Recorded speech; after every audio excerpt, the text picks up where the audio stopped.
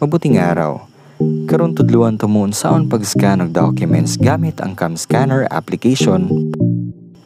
Since daghan og nagapangutana to have the actual demonstration in scanning documents using Cam Scanner in concise content. As a recap, i-search usa sa Play Store kung Android user ka or App Store kung iPhone user sab ka. I-type lang ang Cam Scanner, then download. I suggest to off ang data or Wi-Fi connection para automatic mag-skip sa mga ads na mag-pop up sa imong screen. Then go to camera button, then scan. Press single kung usara ka document imong scan sama sa makita ninyo sa screen.